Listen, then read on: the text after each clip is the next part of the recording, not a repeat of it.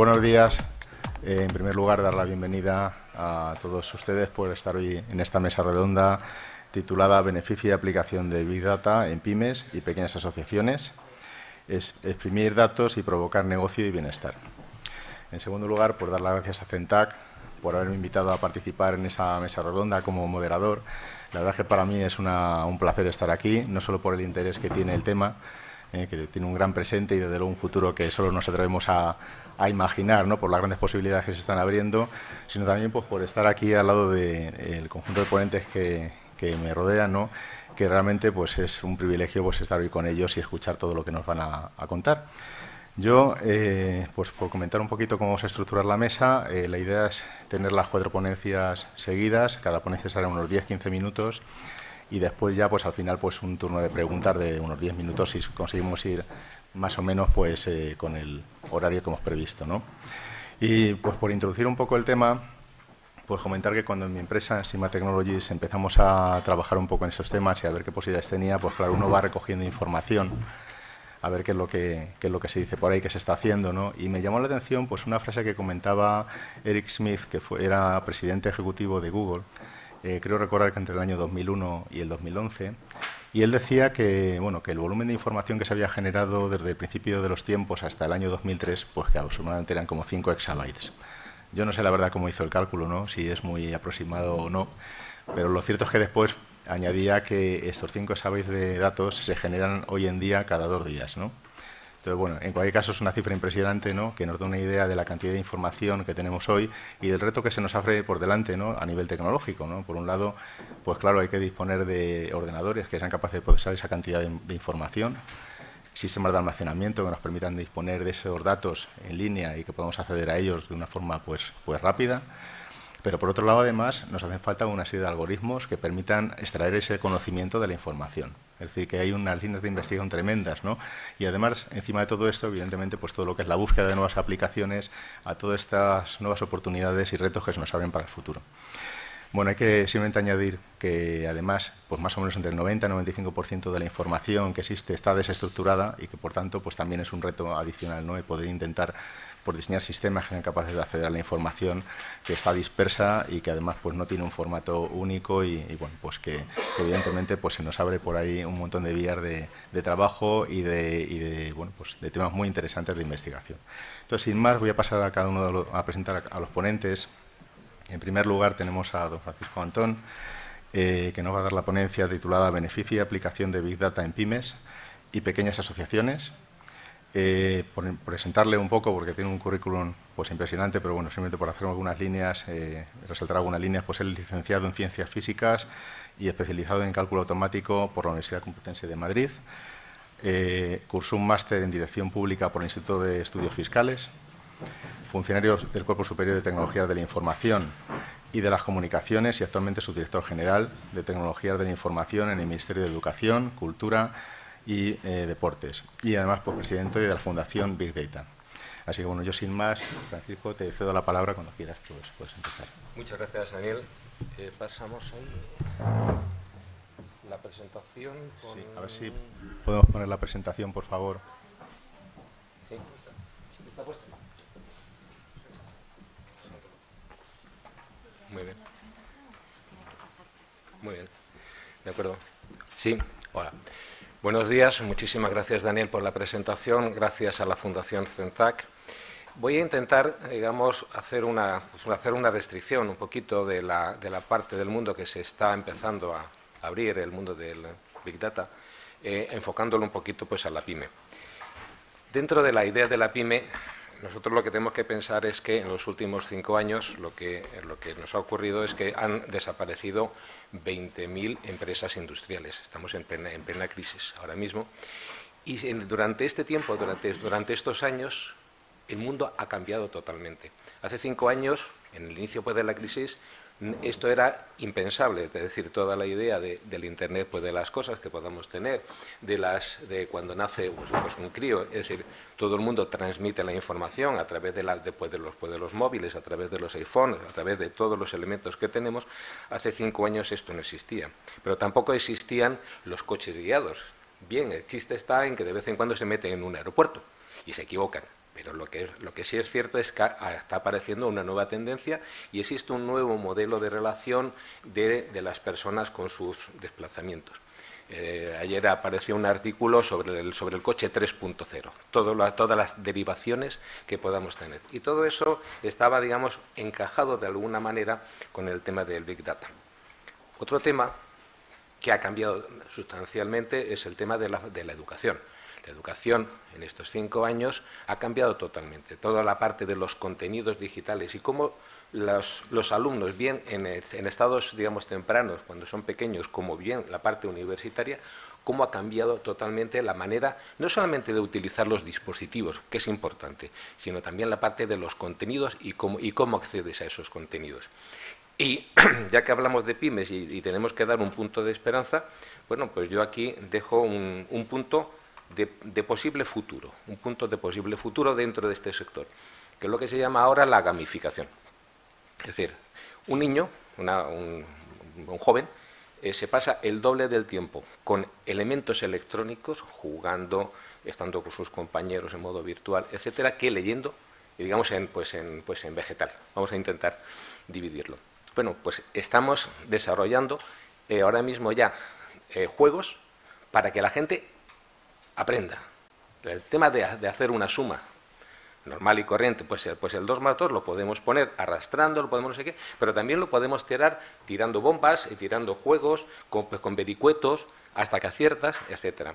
Y España, desde luego, y imagino que dentro de R.es de las cosas importantes que hay es el FICOT, que creo que es ahora dentro de un mes o una cosa así, y España es una potencia mundial en el diseño de juegos. Bueno, ¿por qué no estamos aplicando ese diseño de juego, que somos una potencia mundial, a la educación, a la enseñanza?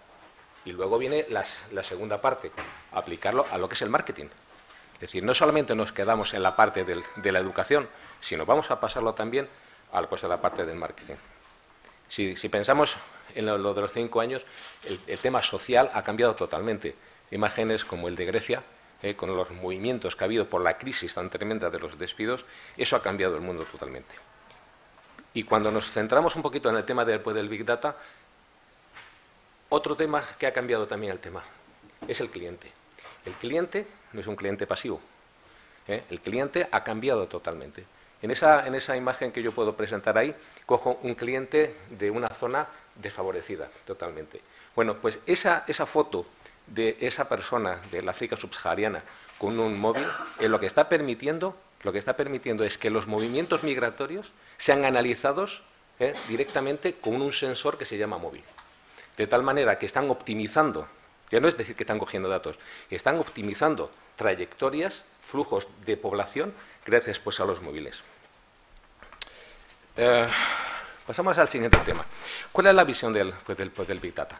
Bueno, tradicionalmente hay 3 Vs, que son lo que están conformando el tema. El tema del volumen de datos, es decir, Daniel apuntaba, de la gran cantidad de datos. Yo ya me pierdo en los exabytes y los zettabytes y los yottabytes, es decir, bueno, pues son inmensidades absolutas que no voy a entrar, pero lo que sí es cierto es que como consecuencia de estas fotos que yo tenía puesta antes, bueno, pues esto aumenta, y aumenta de modo casi diario, de un modo casi que se dobla cada 3 o 4 meses. Otro tema siguiente es el tema de la velocidad. Ahora mismo se ha cambiado el paradigma y pasamos de los procesos normales que estamos utilizando en la parte transaccional a procesos en paralelo, procesos en memoria, con lo cual la velocidad con la que estamos trabajando ya podemos tratar esta cantidad de datos. Y luego nos viene la parte de la tercera V, la parte de la variedad pues, de los datos. Podemos tener datos internos, pero también los datos que podamos captar de esas redes sociales.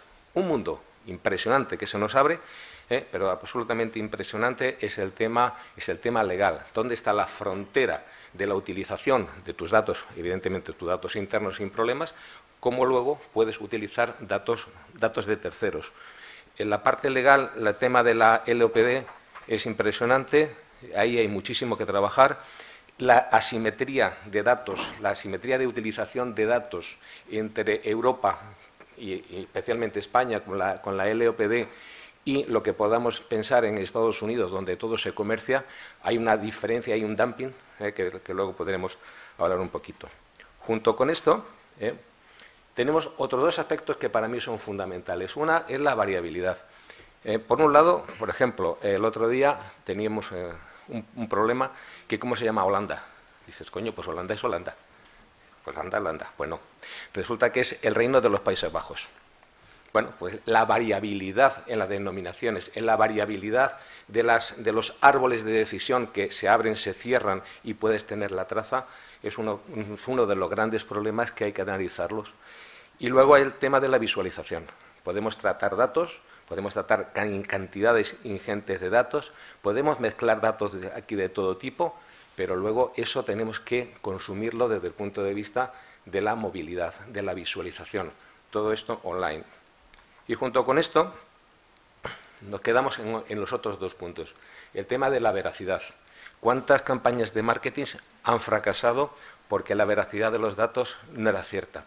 Por ejemplo, la gente joven miente en su edad, de tal manera que cuando... ¿Por qué? Porque tiene unos límites para entrar en los Twitter, los Facebook y tal. Pues cuando tú haces una campaña de marketing dirigido a gente joven, resulta que aquello es un desastre. Estás mandando determinados productos a niños de 12 años, por ejemplo. Entonces, una de las cosas más típicas es el tema de la veracidad de los datos que se está demostrando pues, en la práctica. Y para mí, la última, pero quizás la más importante, es si sabemos hacer las preguntas. Es el tema del valor. Sabemos hacer las preguntas correctas. Es decir, todo lo demás es estupendo. Todo lo demás es el tema de los datos, la cantidad de datos, la velocidad del tratamiento, pero si no sabemos qué es lo que queremos, estamos fallando lamentablemente. Y aquí lo que intento es decir, desde el punto de vista de la PYME, cuáles son los hitos que tienes que ir haciendo. Es una como mini metodología de funcionamiento dentro del entorno Big Data. Desde la parte de análisis de la información, cómo tenemos que estructurar lo que son las preguntas, cómo tenemos que trabajar para poder llegar a esa idea de la buena pregunta y, por tanto, tener una respuesta. Y, desde luego, la respuesta a tener múltiples datos no es tener múltiples datos, sino es tener una información. Y aquí he intentado recoger también una idea. Es decir, podemos tener miles de celdas, miles de abejas. No queremos tener en nuestra casa miles de abejas, queremos tener miel. Ese es nuestro objetivo, esa es nuestra gran pregunta. Bueno, ¿cómo estructurarlo? Es parte de las organizaciones y cómo pueden utilizar lo que es el Big Data. Daniel, tú me indicas. Bien, un ejemplo del cliente. Decíamos antes que el cliente era digamos que ha cambiado y que es el centro de toda la atención del marketing digital. Otro de los palabras así de moda es el showroomer. Es el cliente que nos llega a una tienda, ve un producto, hace fotos, llama pues a los amigos, usa los buscadores, compara precios online. Dices, este es el nuevo cliente. Gente de menos de 35 años está metiéndose pues en esa foto. La gente no compra directamente, sino que compara. Compara y compara online. Y esto que en España a lo mejor estamos poquitín todavía, digamos, sin un gran impacto. Otros países, digamos, emergentes y de uso intensivo pues en las tecnologías de movilidad, estamos ya con cifras superiores al 20%. O sea, China creo que está en un 24% y la India anda pues, por un 22%. Es decir, esos segmentos de mercado ya lo están utilizando y ya están haciendo. Y entonces, lo que es la PYME, ¿qué hace? Bueno, pues lo que es la PYME dice, eso no existe, postura tradicional, ¿no? Otra cosa es meter inhibidores, prohibir hacer fotos, para que tú no puedas comparar. Bueno, pues cada uno tiene su destino y, desde luego, particularmente creo que esto es un impulso que se va a dar y que no tiene freno. Y luego hay otra parte que la idea es entender el cambio y empezar a utilizar esas informaciones que tú tienes, utilizar, digamos, a la contra el dispositivo, el sensor que tiene ese cliente que se lo trae puesto, utilízalo como medio para llegar a él y utiliza entonces la idea del marketing one-to-one, personalizando ofertas, los precios y acciones comerciales en tiempo real. Es decir, no lo uses, no lo mires desde un punto de vista, digamos, negativo, sino úsalo como palanca para favorecer pues, tu comercio. Esto es uno de los temas que también tienen una gran importancia desde el punto de vista pues, de la PYME y del Big Data. Cómo poder instrumentalizar todo esto. ¿Y en qué punto estamos ahora mismo del tema del Big Data? El almacenamiento cada vez cuesta menos. Es decir, el otro día en una presentación estábamos hablando y nos decía que lo que antes tú comprabas por 12.000 euros hoy está a 10 euros. Es decir, es una proporción de 1 a 1000. Pues el almacenamiento es un tema que no tiene, digamos, valor, es decir, es un tema que cada vez te da más almacenamiento pues, por los mismos euros. El segundo tema, que dentro de los dispositivos tenemos uno que es infinito, que son los móviles. Tenemos ya ahí un elemento que lo tiene todo el mundo. Para saber que hay un atasco en las 6, a mí no me hace falta poner 200 cámaras. Me basta analizar el tráfico que tengo desde los dispositivos. Cuando para pasar del punto A al punto B tardo 1 hora, quiere decir que hay un atasco. A mí no me hace falta cámaras. Porque todo el mundo lleva móviles, todo el mundo. 90%. Cojo la muestra, suficiente. Pues ya está. Directamente, yo tengo un sensor gratis. Es decir, gratis pues, para el que lo quiere disfrutar. Evidentemente, digamos, cada persona se lo compra, ¿no? Luego hay otro grupo de sensores que están también bajando los precios, todas las tarjetas, digamos, inteligentes, las RFID. Es decir, eso es otra fuente de información. Te puede detectar cualquier tipo de cosas. Como os digo, el tema del trabajo con datos. Por un lado, trabajos internos de las organizaciones y después los externos. Y dentro de los externos, ahí yo veo en dos partes. Uno, asociado a las redes sociales. Y como os decía, ahí hay que tener en cuenta el tema de la protección de los datos personales, el tema de la LOPD, el tema del dumping de datos, etcétera. Pero luego se está abriendo otro canal, que yo creo que es muy importante, que tenemos organizaciones que tienen muchísimos datos.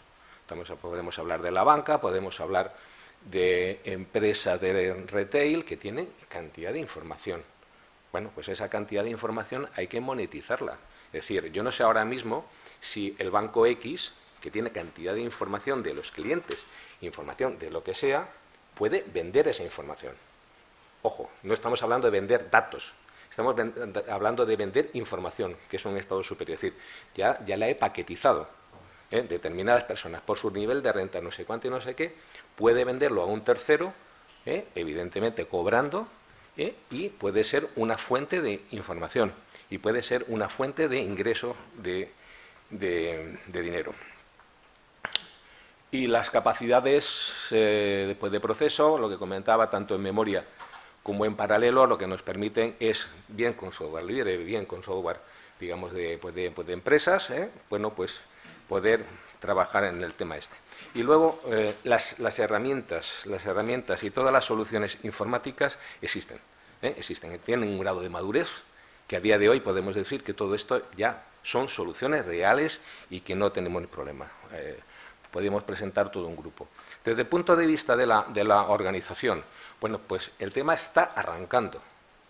Por los estudios que tenemos, ahí tenéis algunas cifras, el tema está arrancando. Las empresas todavía no ven el Big Data como modelo de negocio, como modelo de dirigirse pues, a los clientes.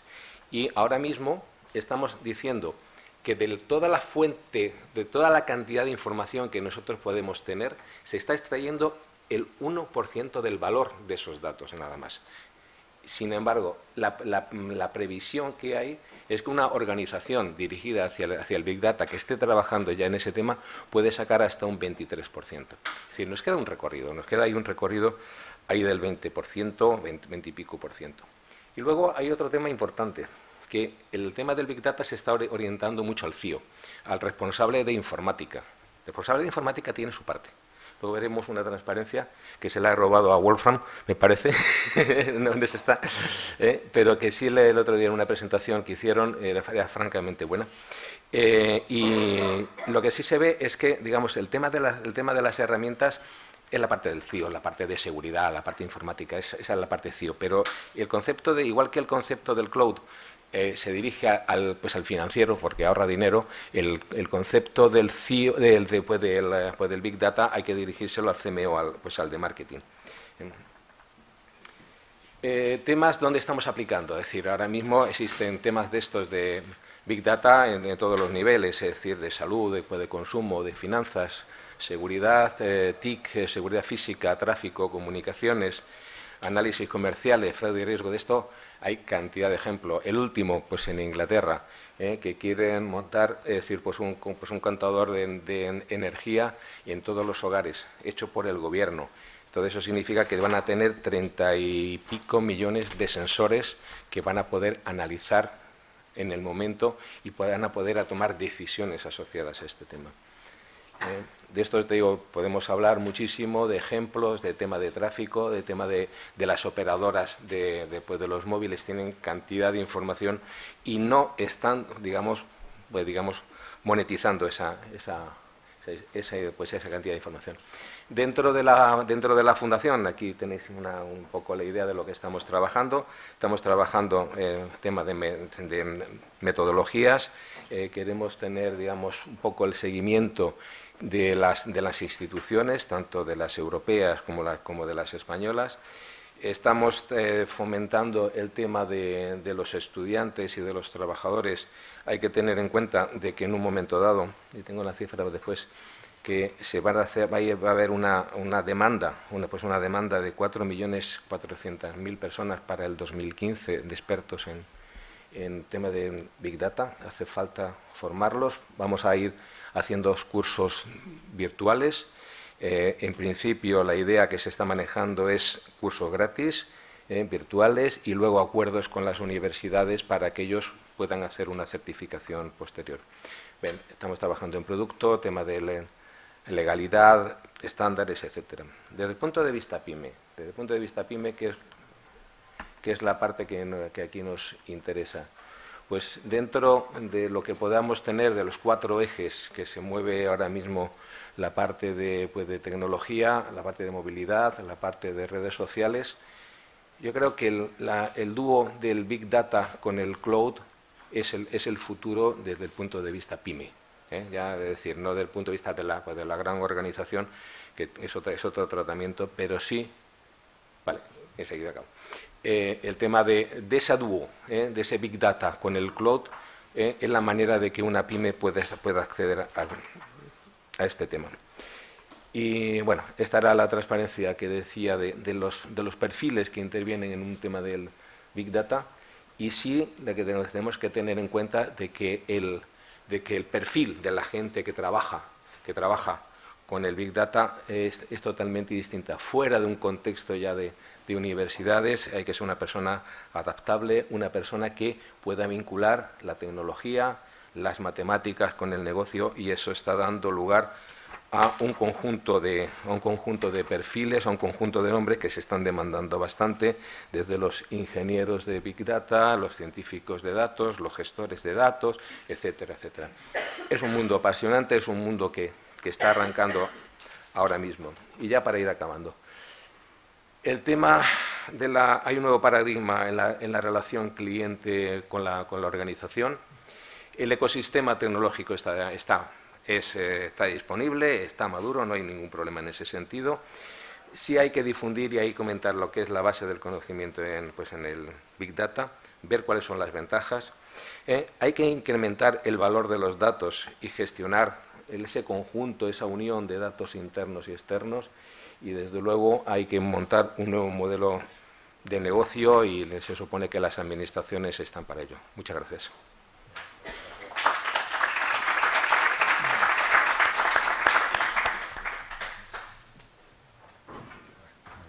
Bueno, pues ahora voy a ceder la palabra a don Wolfram Rozas, que es ejecutivo de ventas de Big Data.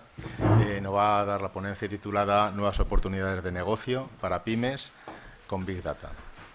Por hacer una breve introducción de Wolfram, pues comentar que él es economista cuantitativo, acaba de ser nombrado recientemente ejecutivo de ventas de Big Data en IBM. Su misión actual es la venta de soluciones complejas de Big Data, y es responsable de que el mercado comprenda las soluciones de IBM y su proposición de valor, su propuesta de valor. Dirige 3 programas de Big Data y Analytics en la Escuela de Organización Industrial. Sí, bueno, pues sin más, Wolfram, cuando quieras. No, muchas gracias. Bueno, primero de todo, muchas gracias a CENTAC por haberme invitado a esta este congreso y también de tener la oportunidad de estar con personas que están vinculadas al Big Data, como los ponentes que acabamos de escuchar. Bueno, primero de todo, antes de entrar en la presentación, me había apuntado algunas pequeñas ideas sobre Big Data y pymes. Claro, lo primero que se tiende a pensar es, esto no es para pequeñas empresas, esto es para grandes empresas. Bueno, nosotros en IBM, en la unidad de ventas de España, realmente somos 4 personas. Hay 15 en Europa, yo pertenezco al grupo europeo, y somos 15 en Europa. Hay muy pocas personas dedicadas a este negocio. Y en España somos 4 y uno de los 4 se dedica solo a pymes, sorprendentemente. También es verdad que es el concepto de pyme para IBM, que no son pequeñas empresas realmente. Pero quiero decir que hay un mercado para nosotros ahí. Lo segundo que me había apuntado, así como ideas para entender si Big Data aplica o no a pymes, y luego entraremos en mi presentación de lo que pensamos que es y algunas posibilidades de negocio, porque apenas hay tiempo, es que según una organización que es la Organización Mundial de Pymes de Big Data, el negocio en 2012 de Big Data es de 667 millones de dólares. Para el 2016 se estima en 3,5 billion, 3.500 millones de dólares, ¿vale? Se multiplicará por 6. También es cierto que la explosión del negocio de Big Data será fenomenal en todos los órdenes. En Europa será mucho mayor que en Estados Unidos, debido a que en Estados Unidos han tenido una vinculación con la inteligencia de negocio mucho más potente anteriormente. La segunda idea es, realmente depende del tamaño de la empresa, el desarrollo de Big Data. Realmente de lo que depende es de 4 elementos, en mi opinión, y además compartida, se puede contrastar en la web. Lo primero es la capacidad de recoger datos, ¿de acuerdo? Y para ello habrá 2 elementos interesantes. Uno es cuántas fuentes tenemos ahora. Francisco Javier ha estado comentando algunas de ellas, nuevas, novedosas, no estructurado, algo comentaré yo.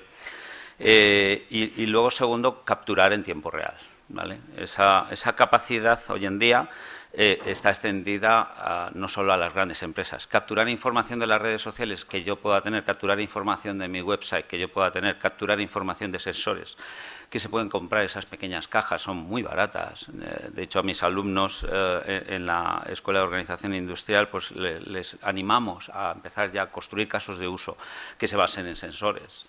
Es relativamente barato. La captura del tiempo real, la captura es barata, ¿de acuerdo? Ahora, segundo, almacenamiento. El almacenamiento a partir de determinados niveles empieza a ser caro. Pero una pyme raramente va a pasar del orden de los terabytes, ¿vale? Tampoco yo voy a hacer un discurso de unidades de medida de información, solamente que nos centremos en los grados relativos. Y terabytes yo tengo 4 en mi casa, ¿vale? O sea, eso no es una gran cantidad de información hoy en día. Almacenar no es excesivamente caro. Está al alcance de cualquiera comprar un par de terabytes. Procesar es la capacidad de entender lo que hay entre los datos, sacar conclusiones e inferir comportamientos con anticipación.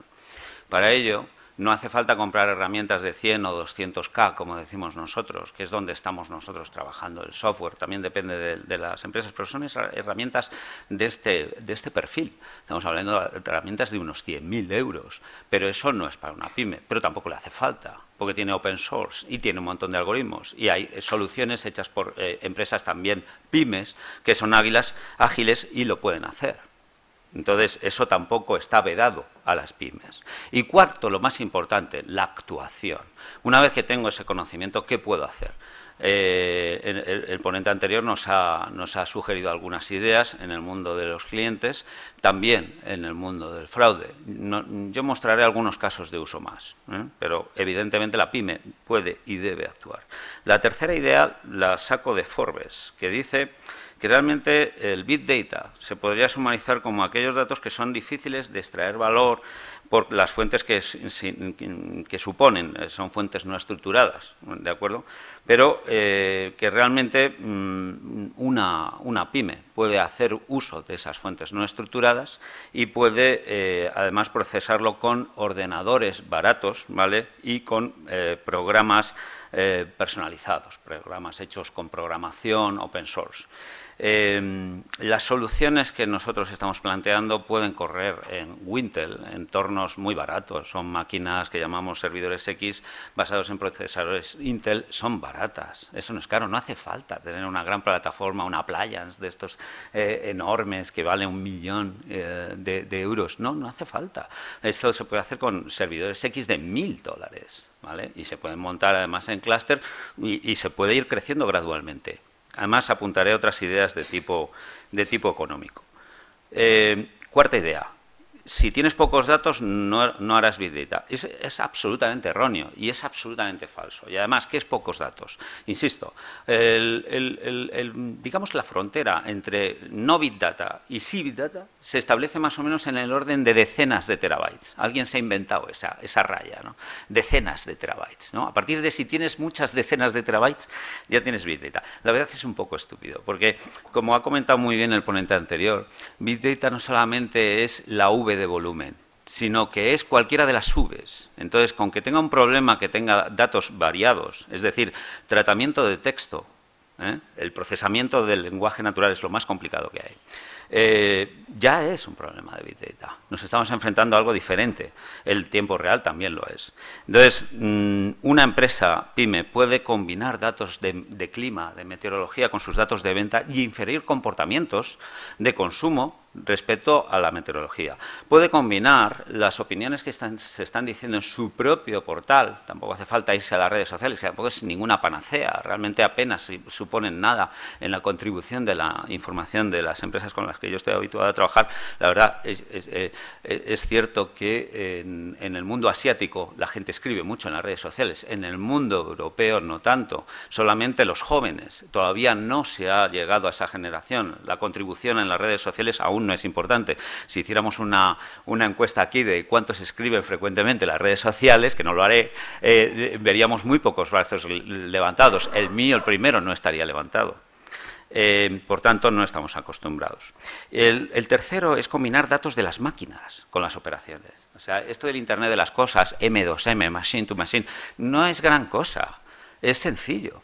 Es simplemente que todas las máquinas, el último problema que hemos resuelto es que puede ser un problema de un ámbito más local, era un problema de optimización de, digamos, la operación de aerogeneradores. Un aerogenerador, una turbina, básicamente es un conjunto de elementos, uno de ellos muy caros, que es la multiplicadora, que es una especie de caja de cambio, de marchas gigante, y que con el uso del molino pues le van entrando carbonillas y al final se detona una especie de curva de bañera, donde la probabilidad de fallo de ese componente, que vale unos 150.000 euros, pero cambiarlo como está tan alto y pesa tanto, vale como casi 400.000 euros, pues se vuelve exponencial. Entonces llega un momento que si le entra mucha carbonilla, la probabilidad de que se rompa eso se vuelve muy grande. Entonces la gracia está en detectar por un montón de sensores que tenemos en los molinos, que ya existen y donde España, por cierto, es pionera, pues tenemos medidores de temperatura del aceite que regula toda esa máquina y un montón de datos meteo que nos dicen cuánto viento, cuánta presión, y entonces, infiriendo toda una serie de datos históricos, llegamos a un modelo de correlación que nos dice la probabilidad de que se vaya a fastidiar dentro de no sé cuántos días y dibujamos una curva. De tal manera que antes de que se rompa cambiamos simplemente algunos elementos o limpiamos eso, ¿no? Y evitamos el cambio. Es un tema económico. Por tanto, las pymes, las que están en ingeniería con un problema como el que acabo de hacer, las que están en el mundo de los clientes, del marketing, o las que tienen que ver con temas de riesgo o de fraude, que son todas, por cierto, todas tienen problemas de fraude, no solo son los bancos. A las empresas eléctricas les pinchan la electricidad, a los teléfonos les hacen llamadas B, a las tiendas el comprador es amigo del dependiente y hay un concha B, no sé cómo llamarlo, en fin, hay todo tipo de fraude. Modelos de riesgo operacional, ¿cuándo me voy a quedar sin género para vender? Son ventas perdidas, ingresos perdidos, es un problema económico. Quinta afirmación, de Josep Curto, del IDC. que estoy totalmente de acuerdo con él. Los problemas para adopción del Big Data que tienen las pymes son fundamentalmente 3. Uno, la mayoría de las pymes no tienen información digitalizada. Esto es así, es sorprendente. Igual que la afirmación que hace poco en un congreso vi de que no somos para nada más verdes, somos muchísimo menos verdes cada día, o sea, consumimos mucho más papel cada día. Es espectacular el consumo del papel. ¿Y por qué? Porque las empresas pymes, que por cierto son el 90% del país, como sabemos, pues resulta que no están digitalizadas. Eso de la factura digital, todas estas cosas que se oyen tanto, que son muy, muy bonitas y muy modernas, luego en la realidad no es así. Lo que hay es mucho papel. Entonces, eso es una barrera de acceso. Superable. Hay compañías como, por ejemplo, y no quiero hacer publicidad, pero que además está en otro ámbito, que es el Rico Minolta, se dedica a digitalizar, escanerizar, tratar con algoritmos de OCR y almacenar esa información para posterior uso, ¿no? Y también como tratamiento de imagen. Pero es una barrera de entrada. La segunda es la falta de talento. Esta está totalmente extendida. No hay nada de talento, pero no solo en España. Es que tampoco lo hay en Estados Unidos, ni en Inglaterra, ni en Alemania. Curiosamente, españoles e italianos, en mi grupo, somos los más activos, ¿no? O sea, porque tenemos esa anarquía dentro y esas ganas de crear y no seguimos tantas metodologías.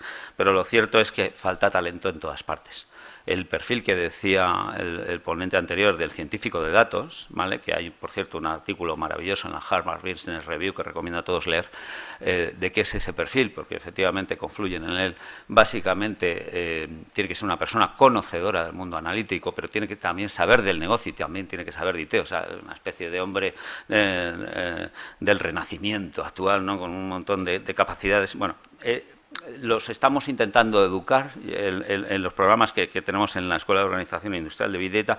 Estamos intentando educar esas personas que no pueden venir sesgados de ninguno de los 3 mundos, porque lo que tienen que hacer es realmente hacer acopio de toda la nueva oportunidad de negocio que supone el Big Data, que hay un salto cualitativo, para mí es evolutivo, pero salto cualitativo en cuanto a toda la cantidad de información que la gente vierte gratuitamente, voluntariamente, para ser utilizado por los demás. También las organizaciones públicas, se llama Open Data, podemos saber muchísimas cosas de lo que está haciendo este país y demás, y luego pues ponerlo en un contexto analítico para que puedan inferir óptimamente y puedan tomar decisiones económicas óptimamente y aplicarlo a un mundo de negocio para fundamentalmente pues mejorar. Ahora mismo el primer vector probablemente sea detener el fraude, el segundo sea mejorar la eficiencia operacional en máquinas, en riesgo operacional, y el tercero, el cliente. Otros dicen lo contrario, pero realmente en nuestro país es así. Primero, detener el fraude. Segundo, mayor eficiencia. Tercero, mayor recorrido en clientes. Para cubrir esa falta de talento y también de infraestructura, no tengo máquinas, no tengo algoritmos, no tengo no sé qué, eso es muy caro, no sé qué. Bueno, hay planteamientos económicos interesantes. Uno de ellos lo llamamos Platform as a Service, una plataforma como un servicio. Incluso hay una siguiente derivada que es el Data as a Service. Ya se vende la información. Dice muy bien Francisco Javier cuando habla de monetización de datos. Las telcos han descubierto una nueva fuente. Es decir, cada uno de nosotros llevamos un GPS llamado móvil, ¿no? Que en todo momento está en comunicación con el operador de telecomunicaciones diciéndole nuestra X y nuestra Y, nuestra longitud y nuestra latitud, en todo momento. Si la compañía telco, y así es, tiene algunos cuantos sociodemográficos, imaginaros la potencia que tiene esto en dos entornos que voy a poner. Uno sería, imaginaos que pudiéramos vender la información, además móvil, de que cada uno de nosotros pudiera ser coloreado con un color, ¿vale? Azules, verdes, rojos, ¿no? ¿En función de qué? En función de nuestro patrón de compra, de nuestros datos sociodemográficos. Seríamos realmente segmentados y la telco contribuiría con un atributo más, nuestro perfil de movilidad. Los hay muy inquietos, que se mueven mucho, que se mueven poco, frecuencias, otros que suelen tener recorridos. Bien, ¿con eso qué se puede hacer? Pues cosas como el mobile couponing, que es cada vez que entramos a una tienda, ¿no?, a un determinado consorcio, y da la casualidad de que la telco sabe que acabas de entrar ahí, que te has geoposicionado en el XY de la tienda, entonces curiosamente te llega al móvil, ¿no?, una oferta de que si consumes no sé qué, que además que te gusta, y además te gustaría que tuviera una segunda cosa, porque resulta que tu probabilidad condicional de consumir B, dado que tienes A, es más del 80%.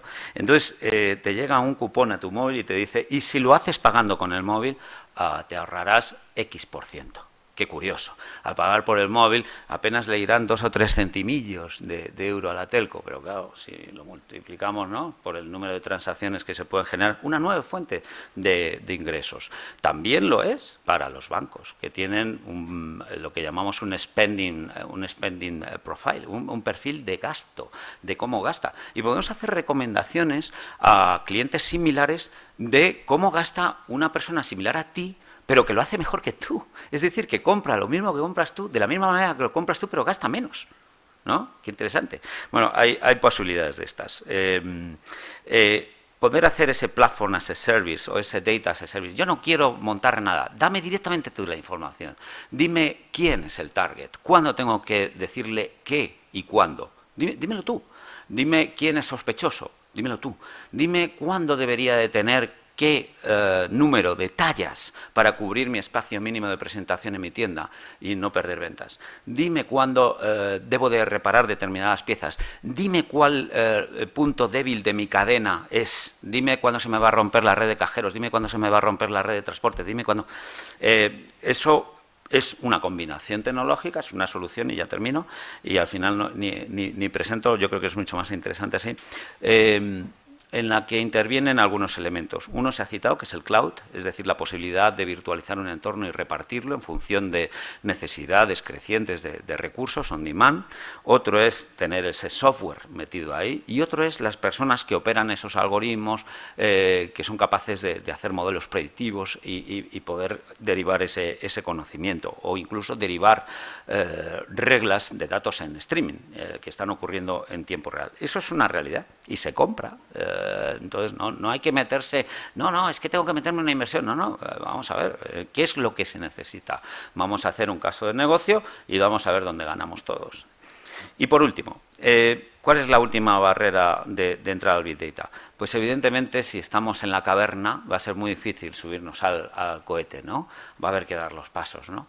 Entonces es muy difícil que una empresa que ni siquiera controle su back office, ¿no?, que no tenga ni un ERP, como decimos nosotros, un paquete de gestión mínima, elemental, ¿no?, o un paquete de gestión de clientes, un CRM, un Customer Care, cualquier cosa de estas, pues pueda derivar ninguna inteligencia. No puedo imaginar un Data Warehouse hecho de la nada. Un Data Warehouse, como una memoria corporativa, ha de construirse de todas las fuentes de información que tiene una empresa. Primero habría que construirlas. Si no las tienes, oye, empieza por ahí. Luego deriva alguna pequeña inteligencia. La mayoría de las empresas, las grandísimas tampoco, de hecho tienen otros problemas de escalabilidad, como que sus datos son viejos, no enriquecidos, tienen muchos problemas de duplicación de datos, datos basura, en muchas ocasiones, que derivan, por cierto, conclusiones basura que hacen que se pierda valor en vez de generar valor. Pues lo que habría que hacer primero es construir ese aparato de inteligencia de negocio correcto, ¿no?, sobre esas fuentes. Y luego ya finalmente meternos en el mundo de las subes y agarrar esta oportunidad de negocio. Eso es todo.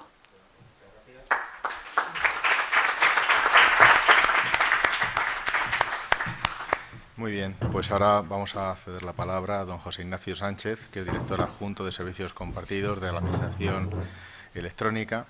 Va a darnos una ponencia con el título Cadena de valor de dato abierto, Open Data.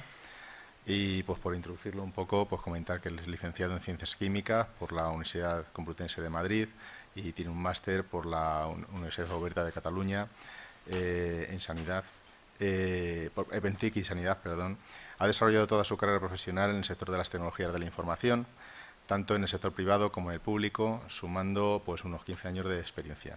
Actualmente ocupa el cargo de director adjunto de Servicios Compartidos de Administración Electrónica en Red.es, donde ha sido responsable del Departamento de Sistemas de la entidad y de los programas de desarrollo de la sociedad de la información que la entidad desarrolla, como son sanidad, justicia y o urbanismo en red. Así que sin más, pues te cedo la palabra, Ignacio. Muchas gracias. Bueno, en primer lugar, como no puede ser de otra forma, agradecer a la organización que haya organizado estas jornadas y que nos haya invitado para hablar de algo que yo creo que es uno de los puntos más importantes y con más posibilidades de negocio que hay ahora mismo en esta sociedad de la información en la que vivimos. Que más que una sociedad de la información ha pasado a ser una información del dato. Tenemos tantos datos que la información a veces cuesta conseguirla, ¿no? Yo os voy a hablar de algunos temas que se han nombrado de pasada en las otras dos intervenciones. Uno ha sido el dato abierto y el otro ha sido las fuentes de datos, ¿no?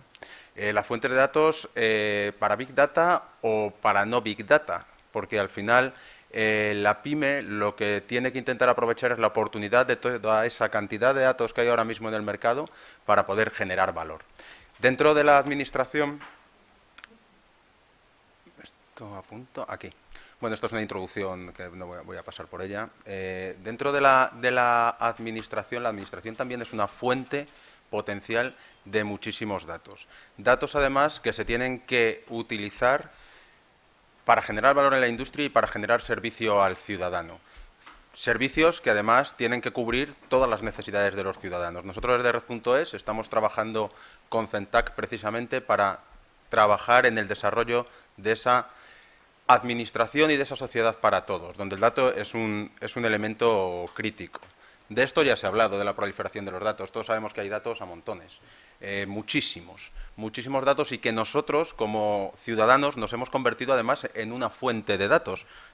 Nombrábamos antes los smartphones. Aunque creamos que tenemos nuestro smartphone en el bolsillo y que está muy seguro y que no está generando ninguna información, está generando información continuamente. Las operadoras están recibiendo información muy valiosa, como decían antes los ponentes, de qué estamos haciendo en cada momento, de dónde estamos, y ya si eso lo sumamos pues al uso de las tarjetas de crédito, por ejemplo, pues se pueden montar grandes modelos de negocio en torno al ciudadano. Dentro de la administración, el tema de los datos se engloba en esta iniciativa que se lanzó con Obama, con las estrategias de Obama de gobierno abierto, y el dato es un punto central de ese gobierno abierto que tiene 3 pilares: colaboración, transparencia y participación, pero es el dato el que permite el crecimiento. Esto de gobierno abierto, si lo juntamos además con los grandes movimientos que hay de Smart Cities, pues pone al dato en el centro, en el pilar, en el vértice de esa pirámide de generar valor para el ciudadano y también para la industria y también para la administración. Realmente la administración es una gran fuente de datos. Debajo de las capas que hay de administración hay millones de datos de un valor muy, muy importante. Y la administración cada vez se está dando más cuenta que nosotros, la administración, no podemos llegar a generar todos los servicios que el ciudadano nos está demandando por las circunstancias y sobre todo por algo muy importante, y es que las mejores ideas normalmente siempre están fuera de tu organización. Si tú pones los datos a disposición del ciudadano, a disposición de la industria, van a aparecer nuevos servicios que tú ni siquiera habías imaginado. Esto se ha dado cuenta ya las grandes multinacionales. Las grandes multinacionales, la banca, por ejemplo, está poniendo a disposición de su entorno de empresas que colaboran con ellos grandes cantidades de datos porque saben que van a generar valor que les interesa. En cuanto al dato abierto, el dato de la administración, el dato público, la tendencia es imparable. En esta slide podéis ver cómo ha ido evolucionando el número de iniciativas de datos abiertos a lo largo de los últimos años. Pero lo importante es, bien, hay datos, pero ¿cómo damos valor a ese dato? Para eso es necesario, desde la administración y también desde el sector, pensar en la cadena de valor del dato, donde podemos diferenciar una serie de actores: por un lado los usuarios, los proveedores de datos. Esto es extensible no solamente para la administración, sino para cualquier generador de datos que quiera conseguir valor a partir de esos datos. Y después los facilitadores, que son los que proporcionan los esquemas legales y los mecanismos técnicos que permiten la reutilización. Esta reutilización no es sencilla, ¿vale? No es sencilla porque en el valor, en la etapa de generación de la cadena de valor, lo primero que hay que saber es, por un lado, qué datos son los interesantes. También se mencionaba antes bueno, ¿cuáles datos pongo a disposición del público? En el caso de la Administración, además, hay que ser muy cuidadosos porque hay datos que están sujetos a determinadas restricciones y hay que ser cuidadosos a la hora de poner esos datos en abierto. Pero también es cierto que a veces desde la Administración nos ponemos nosotros también nuestras propias trabas. Hay muchos datos en la Administración que no están sujetos a ningún tipo de restricción, LOPD o similares y que se pueden poner a disposición. Y la Administración debe preguntar al sector, debe preguntar a las pymes, debe preguntar a la industria qué datos de los que yo tengo son interesantes para que tú generes negocio. Ese es el primer paso. Por supuesto, poner los datos en unos formatos que sean accesibles. Perdón, aquí, unos formatos que sean accesibles. Esto para la Administración no es sencillo, porque la Administración tiene sus datos distribuidos entre todos los departamentos de la Administración y en formatos que en algunos casos son cualquier cosa menos accesibles. Entonces hay que hacer un trabajo. Aquí está la clasificación por estrellas en función del grado de accesibilidad de esos datos y hay que hacer un trabajo para que esos datos sean lo más accesibles posibles para que la industria, de una forma sencilla, pues pueda acceder a ellos y a partir de ahí generar el valor que ellos buscan. Y a partir de aquí, solo voy a entrar en dos de las etapas de la cadena de valor del dato porque lo que se genera es mucho valor. Lo que se generan son muchas aplicaciones, muchos servicios que ya están disponibles, que las pymes están generando y que os voy a poner algunos ejemplos, porque son servicios que a la Administración no se les ha ocurrido montar, que son sencillos y que están generando riqueza en el sector y están desarrollando el sector. Por ejemplo, este es un ejemplo de que la mejor idea siempre se le ocurre a otro. Y esto es que siempre es así. Creer que la mejor idea se te ocurre a ti es un error bastante grave. Este es un ejemplo de unos datos de seguridad ciudadana que partieron de unos datos, digamos, en bruto, aunque algo trabajados ya por parte de la Administración, y los publicó. A alguien se le ocurrió hacer un mapa. Pero a otra empresa se le ocurrió hacer una app que lo que te va diciendo, según te vas moviendo por la ciudad, el grado, digamos, de riesgo que corres en función del barrio en el que estás. Pues es una aplicación de valor derivada de unos datos de la Administración que simplemente los publicó. Hay muchos ejemplos, empresas que generan valor, aplicaciones de enriquecimiento de datos de servicios públicos, como es el caso de lo que se está desarrollando en Smart Cities, pues autobuses en la ciudad, información para el ciudadano, información turística. Este es un ejemplo muy interesante que es de Big Data. El Ayuntamiento de Madrid publicó los datos de polución del aire y una empresa cogió y los trató. Y entonces sirvió al ayuntamiento para detectar las estaciones que no estaban funcionando, porque en estos mapas pues de repente aparecían mínimos donde no había contaminación, ¿no? Esto no estaba detectado por parte del ayuntamiento y gracias a una herramienta como esta pudo detectar que había estaciones de control de la calidad del aire que no estaban funcionando. Esto además tiene muchas más derivadas, porque como veis ahí aparece un paisaje, entonces tú puedes estar interesado, si tienes por ejemplo un problema de asma, en qué lugar buscar tu piso cuando te compras un piso. Datos, por ejemplo, de polen, pues también te sirven y tienen derivadas para generar servicios, por ejemplo, para las inmobiliarias en función de si eres asmático o no eres asmático y qué tipo de polen hay y qué concentraciones, pues también te puede ser una herramienta de valor adicional para darla como valor añadido a sus clientes. Y son datos que tienen que salir de la Administración porque son datos que gestiona la Administración. Pero no solo en este tipo de servicios, también en servicios asociados a accesibilidad. O sea, cuando la Administración piensa para qué sirven sus datos, tiene que pensar que los datos tienen que servir para todos los ciudadanos. Y también se está desarrollando por parte de pymes herramientas, apps, que ahora están muy de moda. En el dato tenemos que considerar que no solamente tenemos que pensar en las apps, que es lo más vistoso, sino también en el sector infomediario. Y os pongo un ejemplo.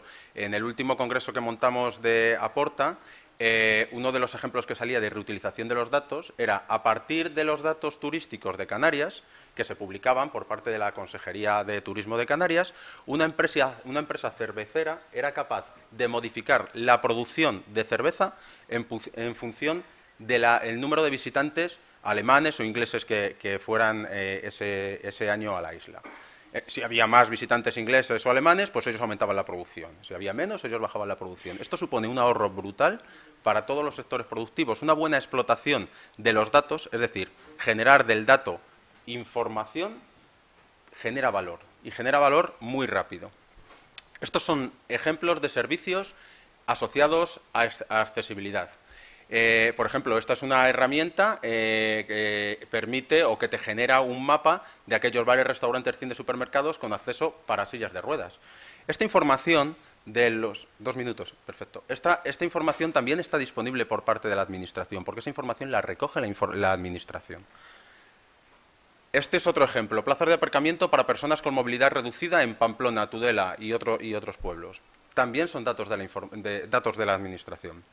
Otro ejemplo, una aplicación para móviles que permite guiar desde un punto de origen a un punto de destino a personas invidentes.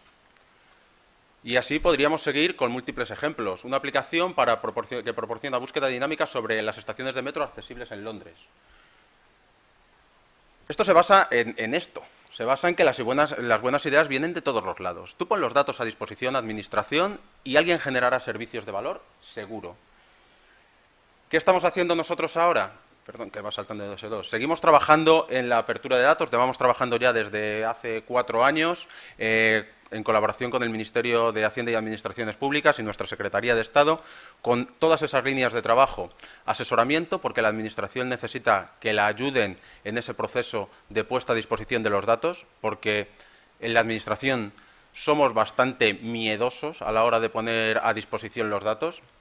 Estamos trabajando en el enriquecimiento del catálogo nacional, en la colaboración público-privada, en el impulso al desarrollo del marco legislativo, es decir, tenemos líneas de trabajo porque entendemos, y yo creo que es un cambio importante, quizá arrastrado por este movimiento de Smart Cities, que los datos tienen valor y que la Administración tiene la obligación de poner esos datos a disposición para que se genere ese valor. Quiero acabar con 2 citas. Una es de Bill Joy, que es cofundador de Sun, que decía que no importa quién seas, las personas más brillantes trabajan siempre para otros. Esto es así. Por eso hay que poner los datos a disposición. Y un corolario que es el principio de las muchas mentes, que dice que la mejor forma de explotar tus datos se le ocurre siempre a otro, ¿no? Tú pon a todo el colectivo de pymes, todo el colectivo de industria a pensar sobre cómo explotar la información que hay derivada o que se puede derivar de los datos que tú tienes y seguro que vas a encontrar muchos servicios de valor. Lo que tiene que hacer la Administración es poner esos datos a disposición. Y os pongo un último ejemplo. En el último Congreso de Smart Cities de Barcelona del año pasado, Ámsterdam, que fue la ciudad ganadora del premio, se hizo un concurso de quién era la ciudad más smart, tenía un eslogan y era: nosotros los datos, vosotros las aplicaciones. Porque las aplicaciones tienen que surgir del sector para generar riqueza. No quiero añadir nada más. Vale, muchas gracias.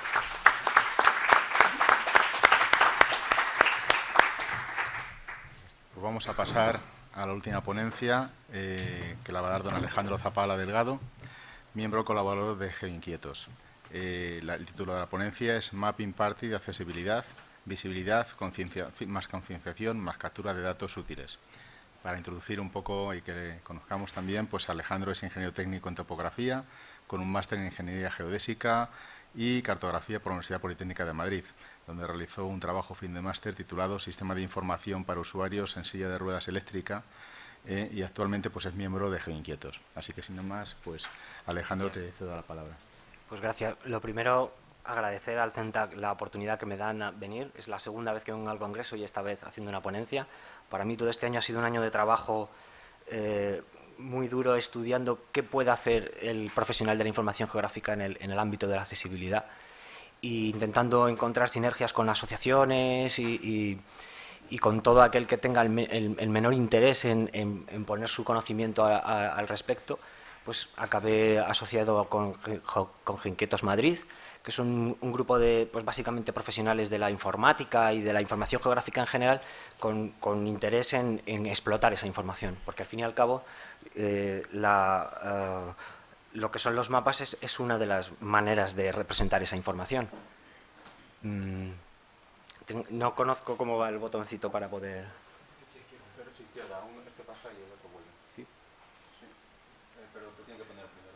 Ah, bien.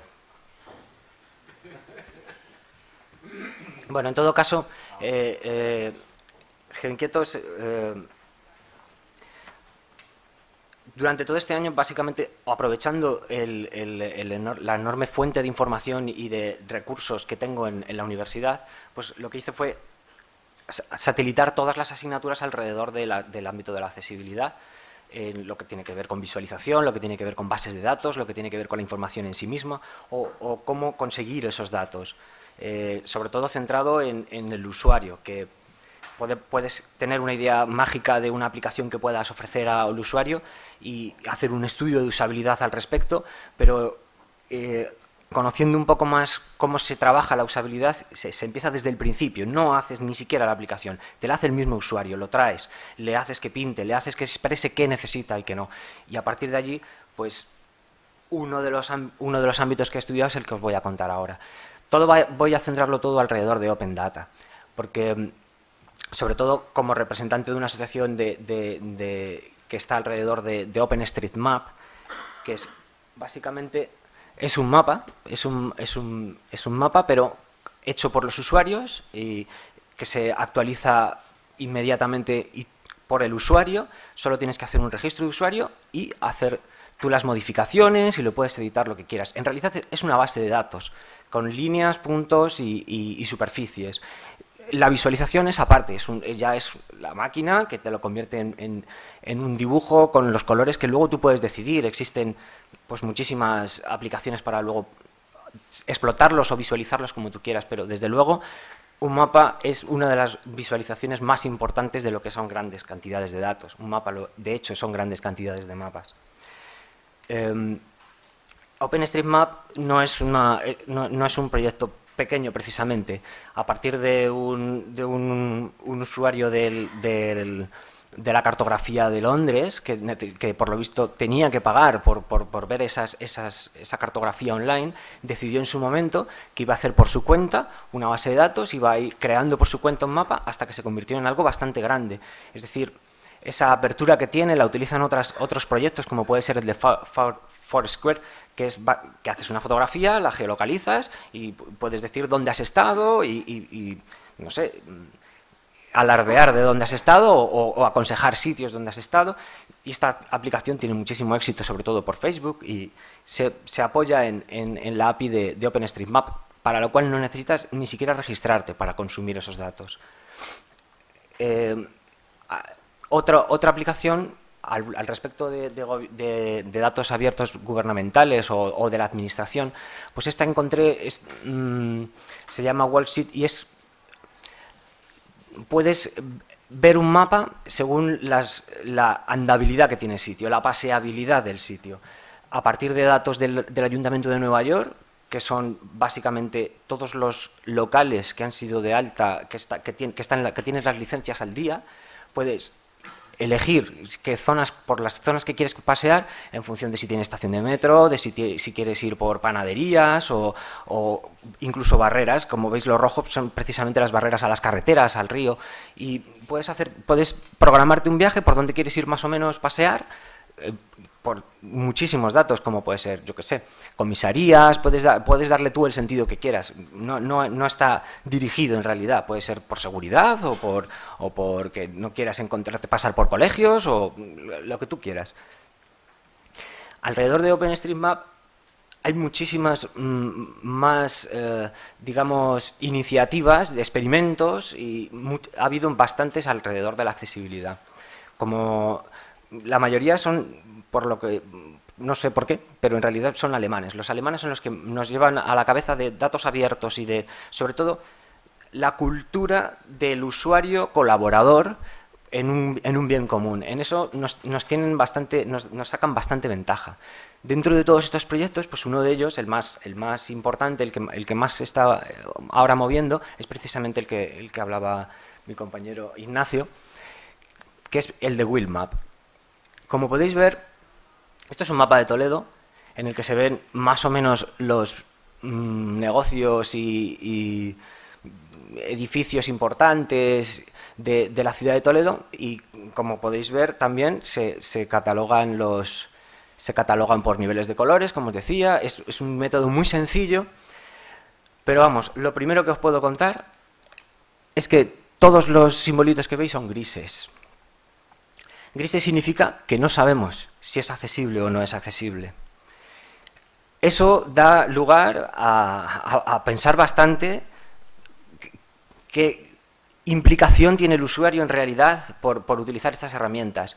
Todos la conocen, pero descargan la aplicación, ven la aplicación y se encuentran con que no es útil porque no hay datos, pero no suele pasar por la cabeza de que él es el responsable de los datos que pueda dar, sobre todo por el propio interés que tenga. Esa parte es una parte que hay que solucionar y no solo eso, sino por parte del WheelMap, al alimentarse de OpenStreetMap, digamos que es como una aplicación que se alimenta de la información que haya puntual de sitios y le asigna un color según le haya dado a algún usuario ese color. Pero claro, tiene que estar dado de alta en ese mapa. Entonces, de forma que para tú poder dar de alta, no para colorear, sino para darlo de alta, tienes que darte de alta en OpenStreetMap, ser un miembro colaborador y hacer ese esfuerzo que a lo mejor pues, mucha gente no está dispuesta a hacer. No lo sé, hasta ahora poca he encontrado. Por otro lado, también hay que diferenciarlo con muchas más aplicaciones que se hacen, proyectos muy interesantes e incluso caros, que alrededor precisamente del concepto de dar puntos donde ir que estén accesibles. Conocéis Accessibility, Tour for All, Sin Barreras, hay algún proyecto hecho por los propios usuarios que han encontrado que a lo mejor así podrían darse a conocer o podrían dar a conocer las cosas que necesitaban. Pero primero están muy fragmentados. Sus bases de datos no están compartidas unas con otros. Unos están especializados en turismo, otros están especializados a lo mejor en cajeros y aparcamientos. Y existe una fragmentación tan grande que lo único que encuentro es que pueden abrir sus bases de datos como están haciendo en Francia Jackset o como la propia base de datos de WheelMap. Y por supuesto, mi propuesta o nuestra propuesta por parte de GeoInquietos es utilizar ese método. El método que utilizamos para, en realidad, conseguir esos mapas. No es tan sencillo como que un usuario encuentra con que su calle no funciona. No, lo que realmente es práctico es la organización de eventos, que nosotros llamamos mapping parties, que consiste básicamente en combinar a gente que de verdad esté interesado en sacar una zona con cierta precisión, utilizar un método común para, digamos, que esa información tenga cierta credibilidad. Y la propuesta con respecto al ámbito de la accesibilidad, ya hemos hecho un experimento alrededor de Media Lab, que nos acoge y hacemos allí las reuniones, los de GeoInquieto, es que al congregar a varias personas con discapacidad, o como lo queráis llamar, pero al congregar a varias personas yendo por un barrio, les dais una visibilidad. No solo que van por el barrio, sino que intentan acceder a los sitios, hay una concienciación por parte de los propios comerciantes de que efectivamente su sitio, su local no es accesible, o sí, y además tomas datos útiles. Y a lo mejor se puede romper esa barrera que hay entre estos dos tipos de aplicaciones, las que están alimentadas por datos que recopilan profesionales de la accesibilidad que auditan esos sitios, lo que implica que no hay una inmediatez, como que yo estoy en un sitio, veo que es accesible, quiero decírselo a mi primo para celebrar su cumpleaños conmigo. No va a llegar, a no ser que coincida que un profesional de la accesibilidad reciba esa información, vaya allí, lo licite, lo dé de alta y entonces ya está disponible. Entonces esa inmediatez se pierde, por un lado. Y sobre todo que a lo mejor no se fían de que el usuario vaya a dar información real o que sea creíble. Y por el otro lado está pues, la parte de WheelMap o de la que hacen propios usuarios, como Sin Barreras y demás, en la que es precisamente al usuario al que se le da esa capacidad de cómo no va a saber el propio usuario por dónde puede entrar o por dónde no puede entrar. Quizá le faltan herramientas para conocer muchísimos más datos que a lo mejor no conoce de otras discapacidades o lo que sea, pero en OpenStreetMap o en cualquier tecnología colaborativa siempre hay un factor de reputación que equilibra esa credibilidad, que hace que si yo tengo malaje o o me estoy confundiendo, porque no es lo mismo decir que una estación de metro es accesible que decir que esta estación de metro tiene ascensor que llega hasta el andén, que las puertas son fáciles de abrir, pero uno de los últimos requisitos fundamentales nunca se cuenta, que puedas acceder al andén, que no haya esa barrera. Yo me centré en mi momento porque vi que la accesibilidad hay que fragmentarla y ser muy concretos en la discapacidad en la que estás trabajando. No es lo mismo trabajar para invidencia o para silla de ruedas, o incluso para silla de ruedas eléctrica, porque a lo mejor puedes tener más o menos, no lo sé, yo no tengo ese hándicap pero sí sé que una silla de ruedas pesa muchísimo y o está el andén a la misma altura que el metro o no voy a poder acceder, por mucho que me llegue el ascensor hasta el andén. Y si tengo que estar esperándome 40 minutos, si es que va a llegar un metro, eso no es accesibilidad, por mucho que lo pongan. En eso me ha gustado que pusieras el ejemplo de Londres, porque efectivamente en el ejemplo de Londres tienes el símbolo internacional en azul que dice que es accesible, y luego en blanco de, sí, bueno, es accesible, pero no vas a poder acceder al metro, vas a poder ir a buscar a alguien. Para resumir, hay una cultura de la colaboración que no existe. Además, el ámbito de la discapacidad está tan fragmentado y sobre todo en silla de ruedas eléctrica en concreto, se sienten como que no tienen dónde ir o no van a poder ir. De verdad, esa información sí que es útil y pagaría mucho dinero por ello. Luego, combinarlos a un sitio, crear redes entre ellos, crear un interés común, sacar unos datos y, por supuesto, el documento que vais a generar al final va a demostrar lo tan accesible que te vende una administración o un turismo o lo demás. Y pues eso, gracias.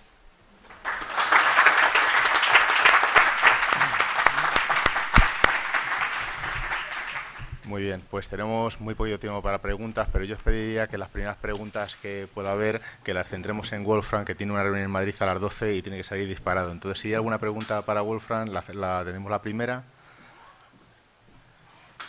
Y si no, le dejamos irse. Así que, muy bien. Pues sí.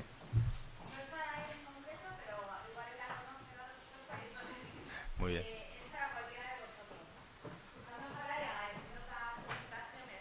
Me han parecido súper claras, sobre todo para las personas que no estamos acostumbradas a este tipo de información. Quería preguntaros si conocéis algún ejemplo de utilización de Big Data en temas relacionados con ayuda humanitaria, ayuda alimentaria, refugiados, estas grandes organizaciones que conocemos. Quizá por formación profesional me inclino hacia este lado, pero me parece súper potente. Naciones Unidas, FAO, e incluso otras organizaciones más pequeñas, pero que a lo mejor tienen 1 millón de niños en escuelas, ¿no? O 500.000 o medio millón de personas, cooperativistas del café en una zona determinada. ¿Conocéis algo de esto? ¿Se está utilizando? No sé cómo se hace esto.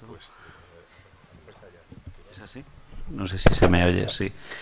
Yo no lo conozco, pero voy a hacer propaganda a mi competencia y en mi casa me matarán. Hay una web de EMC, que es competencia de IBM, son fabricantes de tecnología, de almacenamiento, y tienen una página web dedicada a las cosas buenas del Big Data. No conozco lo de los refugiados y cosas de estas. Siempre se piensa en temas de mercados, de dinero y demás, ¿no? Y hay en esa web un montón de cosas, sí que me suena a ecología y cosas de filantropía, más en la línea de cómo entregar fondos y obras que se hicieron con esos fondos que lo que planteas de refugiados. Pero bueno, quiero dar también una idea de que el Big Data hace cosas buenas para la sociedad.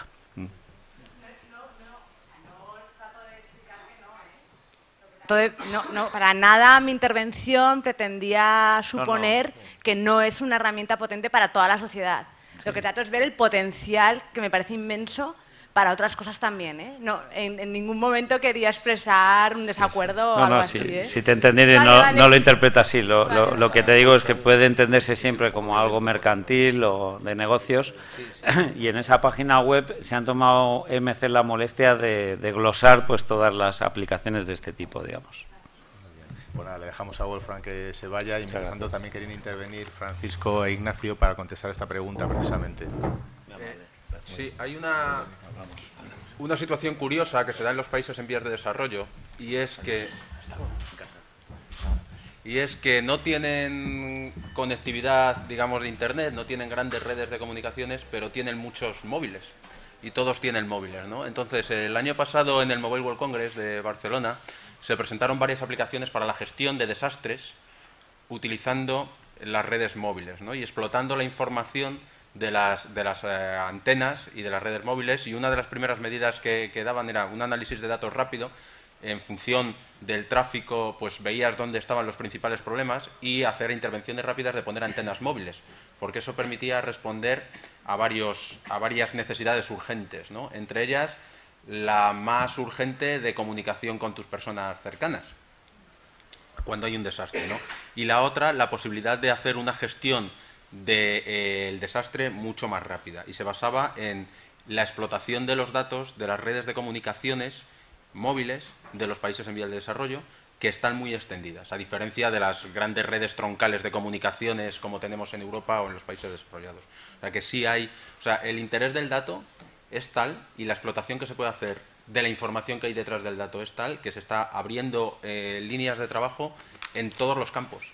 Ayuda humanitaria, desastres naturales, la propia empresa para generar negocios, servicios en ciudades, explotación de datos de consumo. Y además tener en cuenta una cosa, que es que los ciudadanos, y todos somos ciudadanos, no nos damos cuenta a veces de lo que va detrás de estas ofertas, por ejemplo, que nos hacen las grandes empresas. O sea, cuando una empresa de gran tamaño te dice, te regalo una tarjeta, no te está haciendo ningún favor. El favor se lo estás haciendo a ella, porque está recogiendo una gran cantidad de información que está explotando en tiempo real, pues para dirigir su estrategia de negocio, como es lógico, ¿no? Entonces, seguro que hay iniciativas en el Banco Mundial, en las Naciones Unidas, de explotación de esa información para temas de organizaciones humanitarias. Sí. Espera, sí. Un poco en pues lo que estaba diciendo Ignacio en ese sentido, es decir, si se está utilizando lo que es la movilidad para ver los flujos migratorios por las zonas de desierto, fundamentalmente. Es decir, eso es un tema de decir, tienen el sensor, ya tienen lo que es digamos, lo que es el móvil, entonces están viendo lo que es la traza, dónde se están moviendo, dónde se radican y los problemas que vienen después. Es decir, problemas de transporte, se están definiendo lo que son las rutas de los autobuses en función de la densidad de población que hay en cada momento. Es decir, es un tema dinámico. Y luego, por supuesto, todos los temas derivados de los asentamientos temporales, temas de agua, temas de salubridad, tema de educación, es decir, se están utilizando y en ese sentido sí hay proyectos. Muchas gracias. Vamos a hacer también, Alejandro también quería comentar algo. Yo puedo concretarte directamente. La verdad es que la mayoría, cuando ocurre una catástrofe, lo primero que necesitas desde luego es un mapa. En eso, si investigas un poquito, OpenStreetMap en el terremoto de Haití estuvo muy presente. En menos de 2 días hicieron el callejero completo y ya podían hacer sus cálculos de rutas y demás. En todo caso, hay aplicaciones abiertas que son las que más se emplean, digamos, por su punto de vista, que no está condicionado por no tiene intereses, digamos, por su punto de vista no lucrativo. Puede ser Usagili, que se maneja dentro de eso, gestiona blogs, gestiona mensajes de texto, gestiona para poder, sobre todo, clasificar de información y que pueda ser útil a la hora de gestionar toda esa información. Usagili. Muy bien, pues muchas gracias. Pues una pregunta más y tenemos que acabar. Sí. Bueno, hola. Bueno, enhorabuena a todos por vuestra ponencia y bueno, me gusta ver el ejemplo de estas nuevas tecnologías aplicadas al ámbito social, ¿no? Y creo que ha sido un gran acierto, la verdad, pues, colocar una mesa como esta. Os quería preguntar qué opináis sobre el potencial de Big Data, de los algoritmos de inteligencia artificial, minería de datos, para la optimización de la accesibilidad y la usabilidad de las páginas web, ¿no? Tendiendo ahora a la personalización, ¿no? A la que vamos, ¿no? Incluso de uso. Creo que hay mucha información que podemos extraer de la navegación de los usuarios y no sé si conocéis alguna iniciativa de alguna empresa que, por ejemplo, esté intentando aprovechar toda esa información de cómo navega la gente para intentar incluso cambiar la estructura, la organización de los contenidos para optimizar el consumo de la información desde el punto de vista funcional, ¿no? de los usuarios. Particularmente, yo no conozco ninguno. Todo lo que he visto de aplicación sobre temas informáticos va dirigido mucho más al tema de la seguridad, pues, de los datos, el tratamiento de los logs de accesos. Esa parte sí hay, digamos, bastantes estudios, pero en concreto lo que tú planteas, yo no tengo conocimiento, vamos. Hay empresas que tienen motores de demonios corriendo en la web para analizar navegación, links, accesibilidad. Esto ya existe. Y la información hay que extraerla tanto de ahí como después de las redes sociales, ¿no? El tema de la reputación en las redes sociales es muy importante, ¿no? Y ahí sí hay también empresas, además empresas españolas, pymes muy punteras, que están trabajando con tecnología lingüística, porque no es fácil explotar las redes sociales. Tú no pones en el Twitter la información organizada de tal forma que un maravilloso ordenador te la explote, sino que muchas veces escribes con doble sentido, y eso es muy difícil de explotar, pero sí ya hay pymes que están trabajando en eso y hay demonios que están chequeando continuamente la red. Nosotros, por ejemplo, con el Ministerio de Administraciones Públicas, para conocer el estado de los servicios públicos digitales, pues pusimos con una empresa, con una pyme, un demonio que estaba continuamente preguntando a las web de los ministerios por los servicios, si estaban caídos o no estaban caídos, y eso permitía sacar información, pues, de la accesibilidad, entre otras cosas. Eso está en marcha. Yo lo que sí que te puedo decir es que herramientas hay. Herramientas, desde luego que hay. Sin pensar en Big Brother que te investigan.